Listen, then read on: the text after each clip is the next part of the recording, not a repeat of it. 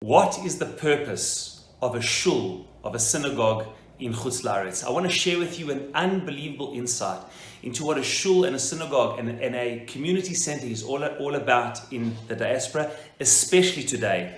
And this insight comes from one of the great commentators in the Torah, the Kli Yakar, Rabbi Ephraim of Lunchins. He was the chief rabbi of Prague, after the Maral of Prague. And in his beautiful commentary, the Kli Yakar, in this week's parsha on the Shema, the second paragraph of the Shema, he says an unbelievable thing. He says if you read the Shema carefully, the second paragraph, it explicitly states at the end of the second paragraph that long life is promised to the Jewish people, al ha'adama, only in the land of Israel. And so much so that the great sage Rabbi Yochanan, when he visited Babylon, it says in Masechet Brachot Avchet, he said, how can it be that there are elderly people living a long and good life in the diaspora? He said, after all, we have an explicit promise that it's only in the land of Israel. And the Gemara there answers and says, since people get up early and go to Shul and spend a lot of time in the Shul, they have long life. Says the Kli Yakar, you didn't answer the question. The question was that it says in this week's parsha in the Shema that there's long life only in the land of Israel.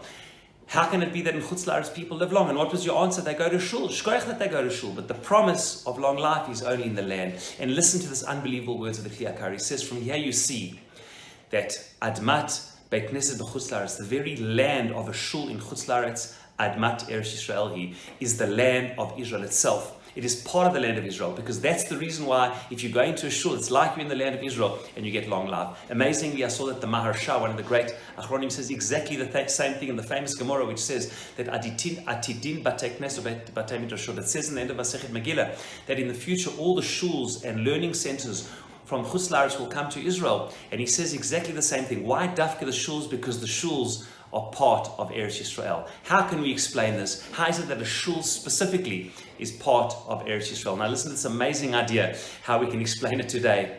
An embassy. Every single one of us knows that the Israeli embassy in every country around the world, it is international law. Even though it is geographically not in the land of Israel, it is considered extraterritorial Israel, as is the embassy of any country. So if you have a homeland, the homeland, so to speak, can have an embassy, a part of the actual land, a mini extraterritorial land in another geographic location.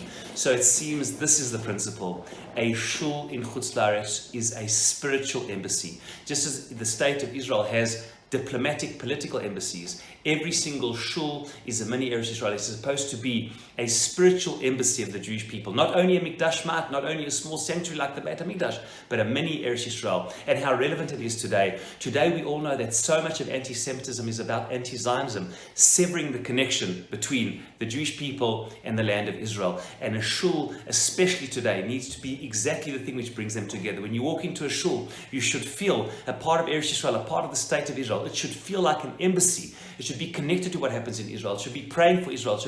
People should be visiting Israel. The leadership of the shul and the members should all be deeply connected to Israel. Every single one of us in Chutz La'aretz and all of our leadership and every shul is indeed a spiritual embassy of the land of Israel, fighting the battles of Israel and standing up for everything that it is that the state of Israel and the Jewish people stand for today.